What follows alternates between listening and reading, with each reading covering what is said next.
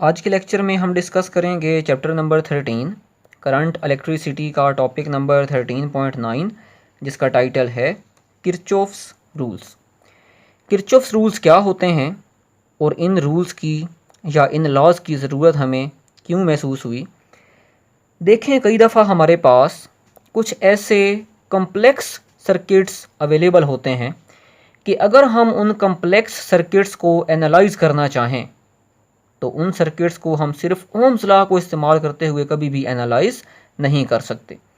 Analyse करने का मतलब ये है कि उस कम्प्लेक्स सर्किट में मौजूद जितने भी एलिमेंट्स लगे हुए हैं, अगर हम हर एलिमेंट में से फ़्लो होने वाले करंट को कैलकुलेट करना चाहें या हर एलिमेंट के अक्रॉस पोटेंशियल डिफरेंस को कैलकुलेट करना चाहें तो वहाँ पर हम सिर्फ ओम्स लॉ को इस्तेमाल करते हुए इन पैरामीटर्स को कैलकुलेट नहीं कर सकते, बल्कि अब हमें ओम्स लॉ के साथ कुछ ऐसे रूल्स या कुछ ऐसे लॉज को भी मिक्सअप करना पड़ेगा, यूज़ करना पड़ेगा, ताकि हमारे पास एक पावरफुल सेट ऑफ टूल्स जो है वो बन जाए और अब हम उस टूल्स को इस्तेमाल करते हुए कम्प्लेक्स से भी कम्प्लेक्स सर्किट को आसानी से एनालाइज कर सकते हैं।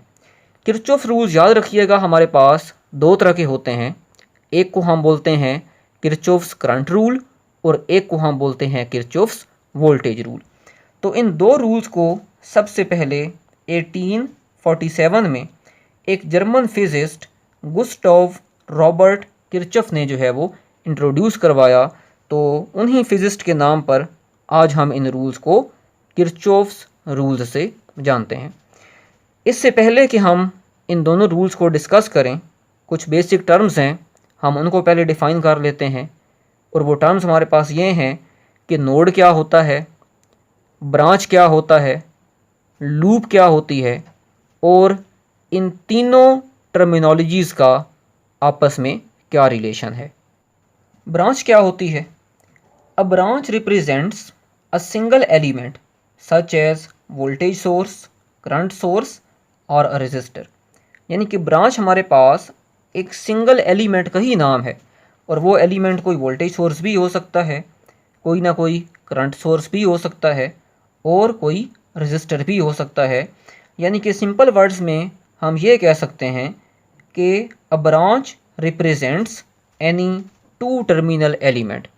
कोई भी एलिमेंट जिसके दो टर्मिनल हों, उस एलिमेंट को हम नाम क्या देंगे? ब्रांच का नाम देंगे। इस सर्किट डायग्राम में आप देख सकते हैं, यहाँ पर एक वोल्टेज सोर्स है 10 वोल्ट का। अब इस वोल्टेज सोर्स के कितने टर्मिनल्स हैं?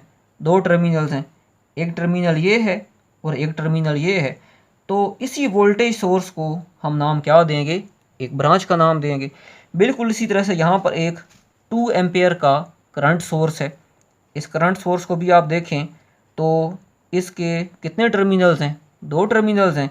तो इस करंट सोर्स को भी मैं नाम क्या दूंगा? ब्रांच का नाम दूंगा। इसी तरह से ये 5 ओम का रजिस्टर है, ये 2 ओम का रजिस्टर है, ये 3 ओम का रजिस्टर है। हर रजिस्टर के क्या हैं? दो टर्मिनल्स हैं। तो इट मीन्स इस रजिस्टर को भी आप एक ब्रांच का नाम दे सकते हैं। तो मैं यहाँ पर राइट डाउन भी कर देता हूँ कि इस सर्किट में आप देख सकते हैं कि हमारे पास 5 जो हैं वो ब्रांचेस हैं।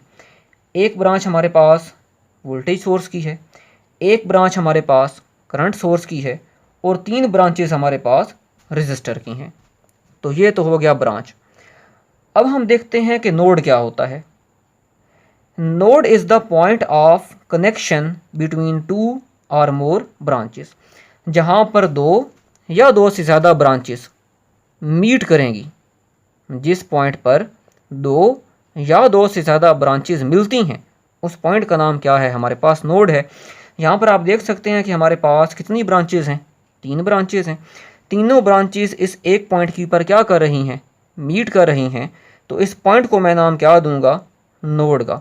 आप इसको पॉइंट भी बोल सकते हैं, आप इसको क्लोज बाउंड्री भी बोल सकते हैं और आप इसको नोड भी बोल सकते हैं। अब लूप क्या होता है?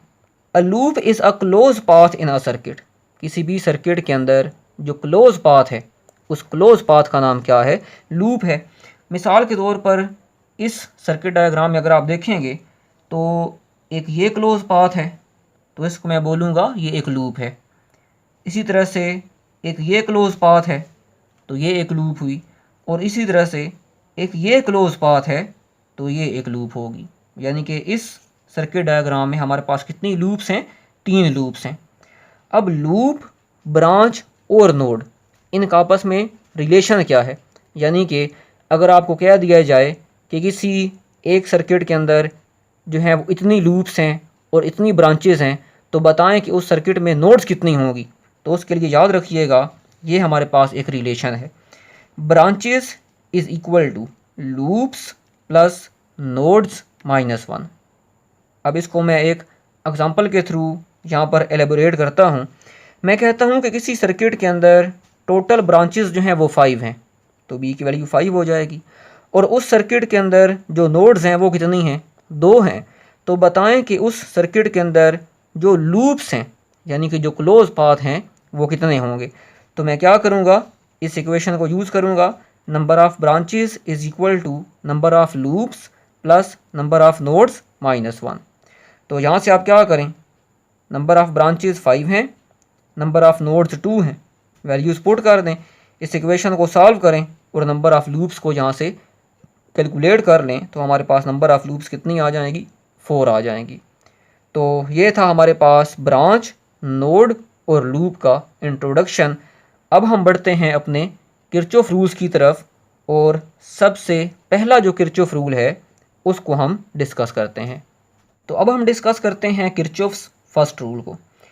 किरचॉफ फर्स्ट रूल्स को किरचॉफ्स करंट लॉ के नाम से भी जाना जाता है। कई दफ़ा शॉर्ट फॉर्म में हम KCL से डिनोट करते हैं, किरचॉफ्स करंट लॉ। उसके बाद इस रूल को किरचॉफ्स पॉइंट रूल के नाम से भी जाना जाता है, और इसी रूल को किरचॉफ्स नोड रूल के नाम से भी जाना जाता है। किरचॉफ्स करंट लॉ यानी कि इस लॉ के अंदर या इस रूल के अंदर हम सिर्फ और सिर्फ करंट की बात करेंगे। पॉइंट रूल या नोड रूल इसको इसलिए कहते हैं क्योंकि इस लॉ को हम सिर्फ और सिर्फ नोड या पॉइंट के ऊपर ही क्या कर सकते हैं? अप्लाई कर सकते हैं। अब इस रूल को समझने के लिए कंसिडर करें कि मेरे पास 5 ब्रांचेस हैं और ये 5 ब्रांचेस इस पॉइंट के ऊपर मीट कर रही हैं। तो इस पॉइंट को मैं नाम क्या दूंगा? नोड का, और इस नोड को या इस पॉइंट को मैं कैपिटल N से शो करवा रहा हूँ। और मैंने आपको बताया कि इस नोड को आप पॉइंट का नाम भी दे सकते हैं और इसी नोड को आप क्लोज बाउंड्री का नाम भी दे सकते हैं। तो चाहे तो आप इस पॉइंट को पॉइंट ही कह लें, चाहे तो इस पॉइंट को नोड कह लें, चाहे तो इस पॉइंट को क्लोज बाउंड्री कह लें, ये तीनों के तीनों सेम ही हैं। अब आप देखें कि इस पॉइंट के अंदर कौन कौन सा करंट एंटर हो रहा है। I1 एंटर हो रहा है, I2 इस पॉइंट में एंटर हो रहा है, और I3 इस पॉइंट में एंटर हो रहा है। अब देखें इस पॉइंट या इस नोड में से कितने करंट लीव कर रहे हैं। I4 इस नोड को छोड़ रहा है यानी कि लीव कर रहा है, और I5 वो भी इस नोड को क्या कर रहा है? लीव कर रहा है। अब यहाँ पर आपने एक कन्वेंशन जो है उसको याद रखना है। वो कन्वेंशन ये है कि जो करंट हमारी नोड में एंटर हो रहे होंगे उन करंट्स को हम पॉजिटिव कंसिडर करेंगे, और जो करंट्स हमारी नोड में से लीव कर रहे होंगे उन करंट्स को हम नेगेटिव कंसिडर करेंगे। यानी कि अगर मैं इस नोड के ऊपर किरचॉफ्स फर्स्ट रूल यानी कि KCL को अप्लाई करूं तो मेरे पास इक्वेशन कैसी बनेगी? ज़रा गौर से देखिएगा। I1 इस नोड में एंटर हो रहा है तो I1 को मैं क्या लूँगा? पॉजिटिव। I2 एंटर हो रहा है तो I2 को भी क्या लिया? पॉजिटिव। I3 एंटर हो रहा है, I3 को भी क्या लेंगे? पॉजिटिव। I4 इस नोड में से लीव कर रहा है तो I4 को क्या लेंगे? नेगेटिव। और I5 भी लीव कर रहा है तो I5 को भी क्या लेंगे? नेगेटिव। और ये तमाम करंट्स का जो सम है वो किसकी इक्वल होगा? 0 की इक्वल होगा। तो इसी इक्वेशन से हम किरचॉफ्स फर्स्ट रूल को डिफाइन कर सकते हैं। कैसे? Algebraic sum of all currents entering और मीटिंग एट अ पॉइंट और नोड इज इक्वल टू 0। यानी कि तमाम करंट्स जो किसी एक पॉइंट या नोड में एंटर हो रहे हैं, उन तमाम करंट्स का जो सम हमारे पास रहेगा वो क्या रहेगा? 0 रहेगा। तो आप देख सकते हैं इसी इक्वेशन को मैं समेशन की फॉर्म में लिख सकता हूँ। Summation of all the currents entering a node और leaving a node must be equal to 0। अब इसी इक्वेशन को अगर मैं थोड़ा सा रीअरेंज करता हूँ, जो नेगेटिव करंट्स हैं इनको इक्वेशन की दूसरी साइड की तरफ लेकर आएँ तो ये पॉजिटिव हो जाएंगे। तो I4 और I5 को यहाँ पर लेकर आएंगे तो ये दोनों क्या हो जाएंगे? पॉजिटिव हो जाएंगे। अब यहाँ से एक और इक्वेशन हमारे पास बन गई और इस इक्वेशन से हम एक और डेफिनेशन भी कंक्लूड कर सकते हैं। और वो डेफिनेशन क्या है? अगर आप इस इक्वेशन को गौर से देखें तो I1, I2 और I3 ये कौन से करंट्स हैं? ये वो करंट्स हैं जो नोड में एंटर हो रहे हैं। I4 और I5 ये कौन से करंट्स हैं? ये वो करंट्स हैं जो हमारी नोड में से लीव कर रहे हैं। और यहाँ पर कौन सा सिंबल है? इक्वल का सिंबल। इट मीन्स हम कह सकते हैं the sum of all currents flowing towards a point is equal to sum of all currents flowing away from that point. जितने करंट्स हमारे नोड की तरफ फ्लो कर रहे हैं उन तमाम करंट्स का सम बराबर होगा उन करंट्स के सम के जो करंट हमारी नोड या पॉइंट को क्या कर रहे हैं? लीव कर रहे हैं। तो ये था हमारे पास किरचॉफ्स फर्स्ट रूल, जिससे हम किरचॉफ्स करंट रूल के नाम से भी जानते हैं। तो सिंपल आपने क्या करना है, जो करंट एंटर हो रहे होंगे उनको पॉजिटिव कंसिडर करना है और जो करंट लीव कर रहे होंगे उनको नेगेटिव कंसिडर करना है। और किरचॉफ्स फर्स्ट रूल को हम सिर्फ और सिर्फ पॉइंट या नोड के ऊपर ही अप्लाई कर सकते हैं। अब किरचॉफ फर्स्ट रूल की हम एक और एग्जांपल को भी देख लेते हैं। एक और एग्जांपल देख लें। ये हमारे पास कुछ ब्रांचेस हैं और ये ब्रांचेस जिस पॉइंट पर मीट कर रही हैं that point is called node और क्लोज बाउंड्री। तो अगर मैं आपसे कहता हूँ कि इस पॉइंट या इस नोड पर किरचॉफ्स करंट लॉ को अप्लाई करें तो किस तरह से अप्लाई करेंगे? बिल्कुल उसी तरह से जिस तरह से हमने प्रीवियस एग्जांपल में अप्लाई किया था। मैंने आपको क्या बताया कि जो करंट्स एंटर हो रहे होंगे नोड में उनको हम पॉजिटिव कंसिडर करेंगे और जो करंट्स लीव कर रहे होंगे उनको हम नेगेटिव कंसिडर करेंगे। तो यहाँ पर देखें इस नोड में कितने करंट एंटर हो रहे हैं? I1 एंटर हो रहा है सो that is positive. I2 leave कर रहा है सो I2 is negative. I3 enter हो रहा है तो I3 पॉजिटिव।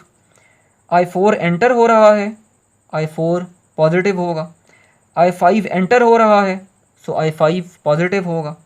I6 लीव कर रहा है तो I6 नेगेटिव होगा। I7 एंटर हो रहा है तो I7 पॉजिटिव होगा।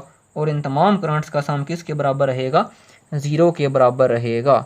एक बात याद रखिएगा कि हमारे सर्किट में जितनी नोड्स होंगी उतनी ही हमारे पास करंट्स की इक्वेशन बनेगी, क्योंकि हम किरचॉफ्स करंट लॉ को नोड पर अप्लाई करते हैं।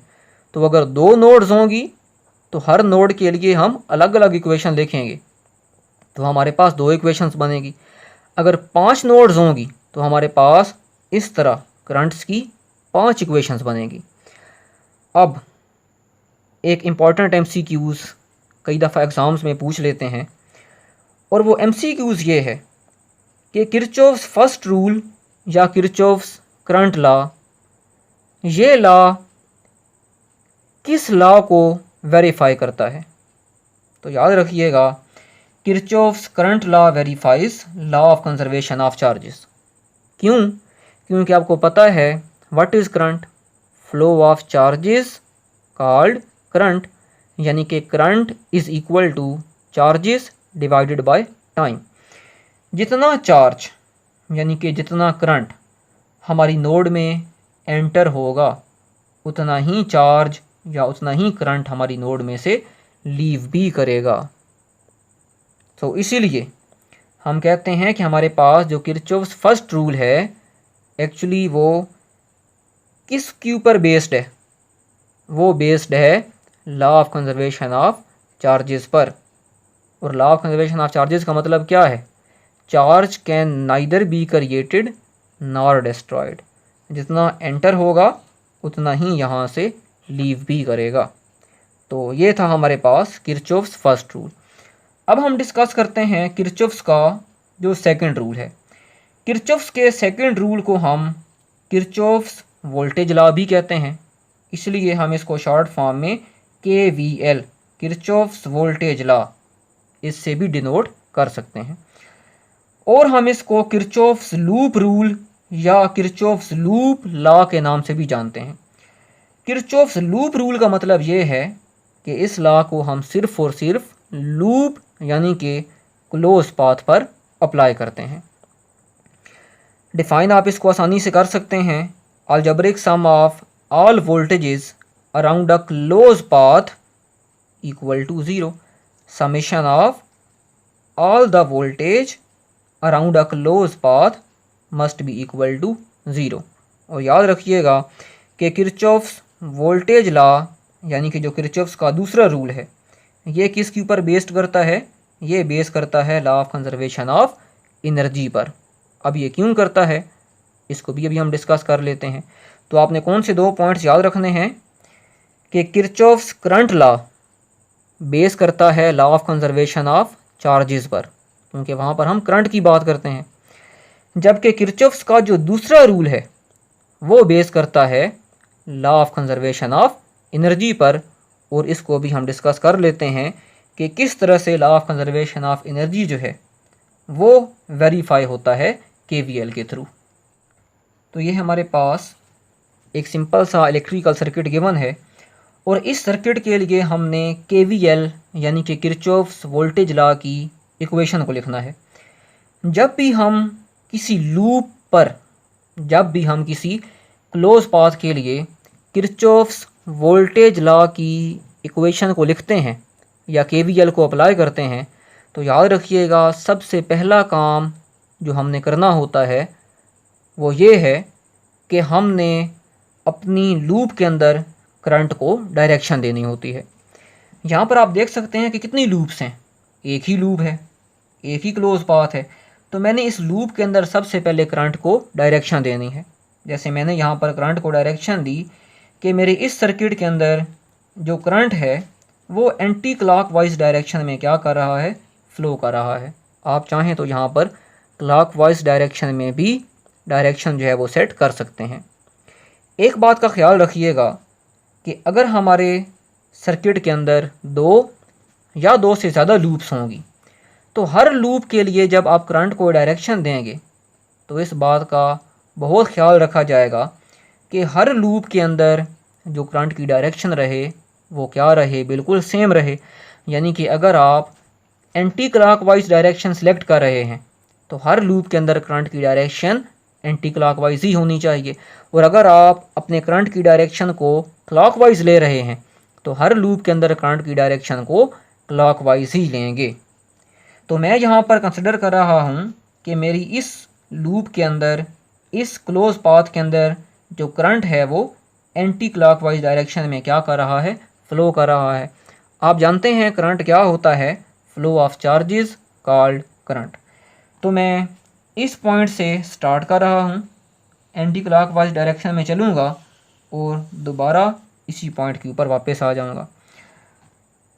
अब जब करंट फ्लो हुआ तो इट मीन्स चार्जेस फ्लो हो गए। जब चार्जेस इस बैटरी के लो पोटेंशियल से हाई पोटेंशियल पर जाएंगे, उन चार्जेस को लो पोटेंशियल से हाई पोटेंशियल पर कौन लेकर जाएगा? ये बैटरी लेकर जाएगी। किस तरह से? वर्क करते हुए। जिस तरह से ये मेरे पास एक ऑब्जेक्ट है, पेंसिल है, कंसिडर करें कि अभी ये अर्थ के ऊपर पड़ी हुई है, हाइट 0 है, 0 पोटेंशियल है, लो पोटेंशियल है। तो जब मैं वर्क करूँगा इसके ऊपर जब मैं क्या करूँगा, इसके ऊपर वर्क करूँगा, तो मैं इसे ज़्यादा हाइट यानी कि हाई पोटेंशियल के ऊपर लेकर चला गया, तो इसने क्या किया, एनर्जी को गेन किया। बिल्कुल इसी तरह से बैटरी भी क्या करेगी, चार्जेस को लो पोटेंशियल से हाई पोटेंशियल तक पहुंचाएगी। कैसे, वर्क करते हुए। और जो वर्क उन चार्जेस के ऊपर ये सेल या बैटरी करेगी, वही work in the form of energy उन चार्जेस के अंदर स्टोर हो जाएगा, यानी कि वो चार्जेस एनर्जी को क्या करेंगे, गेन करेंगे।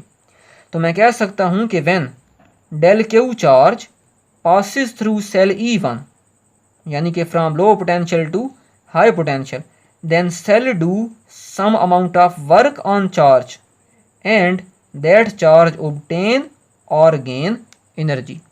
अब उस चार्ज ने कितनी एनर्जी गेन की, उस एनर्जी को हम इजीली कैलकुलेट कर सकते हैं।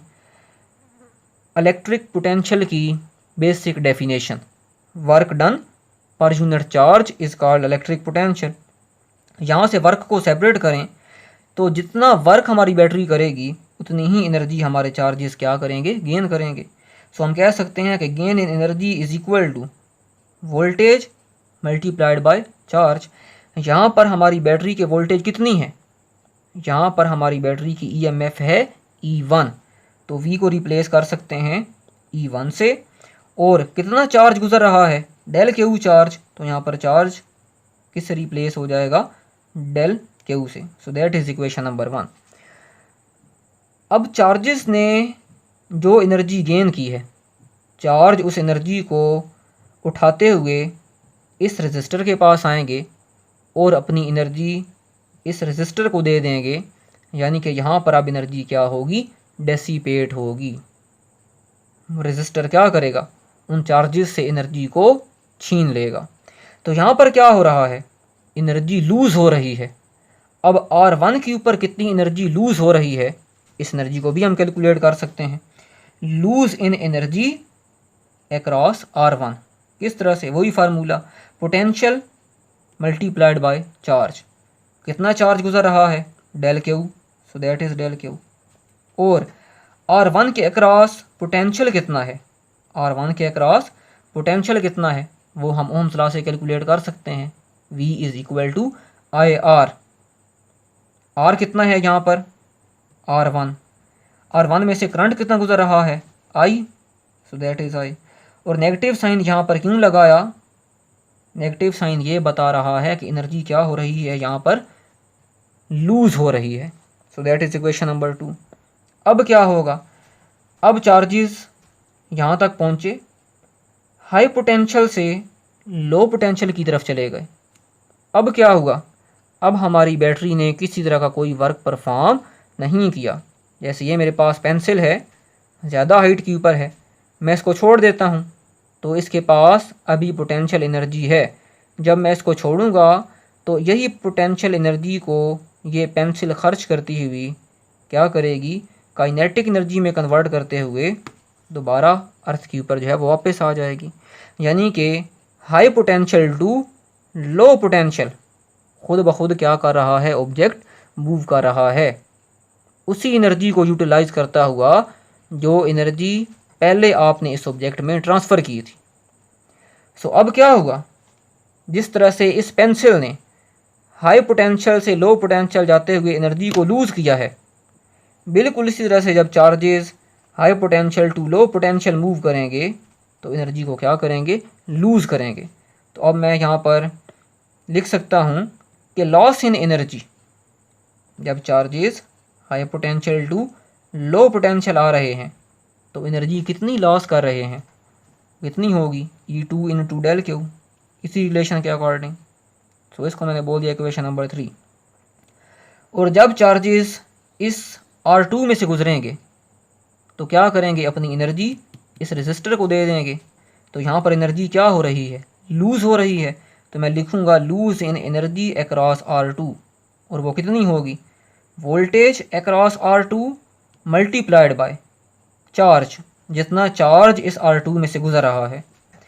अब R2 के अक्रॉस वोल्टेज कितने होंगे, according to Ohm's law IR2, V equals IR। So that is V, that is charge. Negative sign again loss in energy को शो कर रहा है। सो हमारे पास 4 इक्वेशंस जो हैं वो बन चुकी हैं। Now according to law of conservation of energy, अगर मैं इन चारों इक्वेशंस को सम करूं तो मेरे पास आंसर किसकी इक्वल आना चाहिए? 0 की इक्वल आना चाहिए। So E1 del Q plus equation number 2 plus equation number 3 plus equation number 4। यहाँ से अगर आप देखें तो डेल क्यू कॉमन आ रहा है, चार्ज है, कांस्टेंट नंबर है। सो अगर मैं डेल क्यू को कॉमन ले लूँ, कॉमन लेने के बाद 0 के नीचे डिवाइड करवा दूँ तो आंसर फिर भी यहाँ पर 0 ही रहेगा। लेकिन हमारे पास इक्वेशन क्या रह जाएगी? E1 minus IR1 minus E2 minus IR2 is equal to 0। E1 क्या है? EMF वोल्ट में, यानी कि पोटेंशियल ही है। IR1 क्या है? According to Ohm's law V potential ही है। यानी कि ये सारी इक्वेशन किस में लिखी हुई है? पोटेंशियल में, वोल्टेज में लिखी हुई है। इसलिए तो हम इसको किरचॉफ्स वोल्टेज लॉ कहते हैं। और क्योंकि हमने इस लॉ को लूप के ऊपर अप्लाई किया है, क्लोज पाथ के ऊपर अप्लाई किया है, इसलिए इस रूल को किरचॉफ्स लूप रूल का नाम भी दिया जाता है। जिस तरह से मैंने आपको बताया कि जितने नंबर ऑफ नोड्स होंगे उतने ही हमारे पास करंट्स की इक्वेशन बनेगी। बिल्कुल इसी तरह से जितनी हमारे पास लूप्स होंगी, हमारे पास KVL की भी उतनी ही इक्वेशंस बनेंगी। यहाँ पर क्योंकि एक ही लूप है तो हमारे पास सिर्फ एक ही इक्वेशन बनी है। ये तो हमारे पास सी डेरिवेशन। अगर आप डायरेक्ट इक्वेशन लिखना चाहें तो आप बहुत आसानी से किसी भी लूप के लिए इक्वेशन को लिख सकते हैं। उसके लिए आपने किस कन्वेंशन को फॉलो करना है, ध्यान से सुनिएगा। बैटरी के जिस टर्मिनल को हम लीव करेंगे उसी टर्मिनल का सिंबल हम इस्तेमाल करेंगे।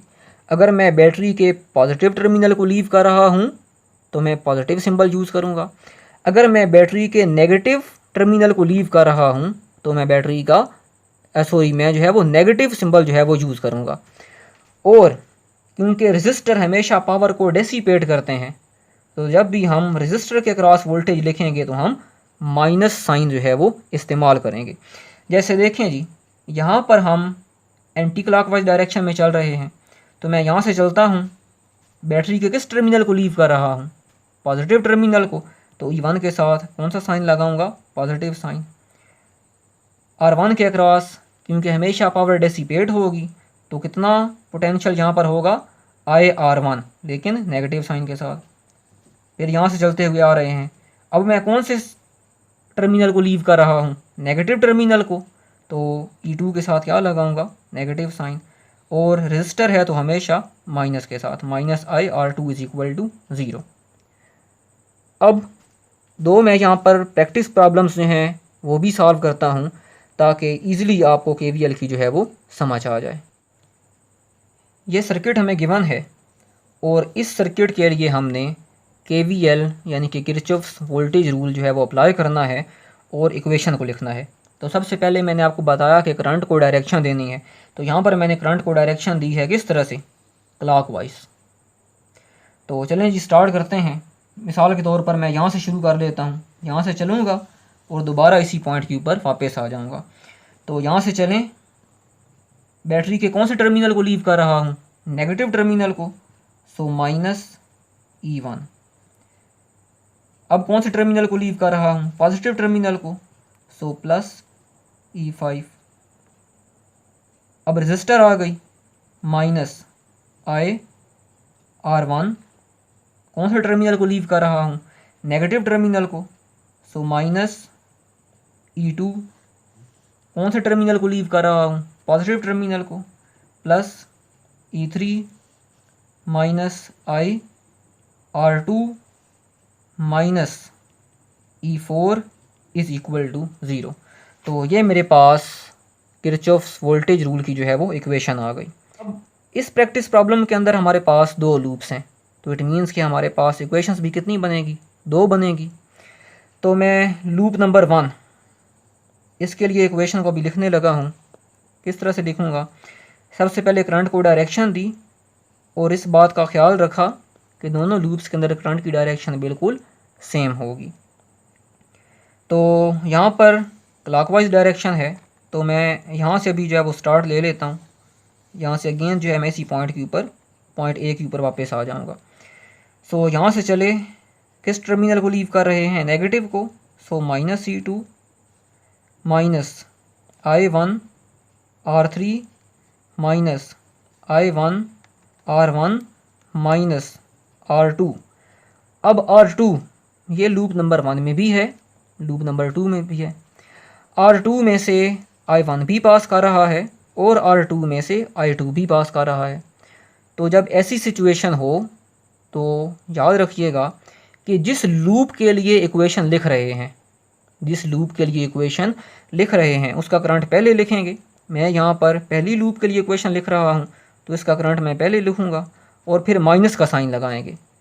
साथ वाली जो लूप है उसका करंट I2, बाकी साथ रेजिस्टर को हमने मल्टीप्लाई करवा दिया है। और नेगेटिव और पॉजिटिव को अगेन हम लीव कर रहे हैं, तो plus E1 is equal to 0। ये हो गई हमारे पास लूप नंबर 1 के लिए इक्वेशन। अब लूप नंबर 2 की इक्वेशन, उसको भी फॉर एग्जांपल मैं यहाँ से ले लेता हूँ स्टार्ट पॉइंट बी से, और अगेन पॉइंट बी के ऊपर जब वापस आ जाएंगे तो यहाँ से चले लूप नंबर 2, किस टर्मिनल को लीव कर रहे हैं? नेगेटिव को। सो -E4।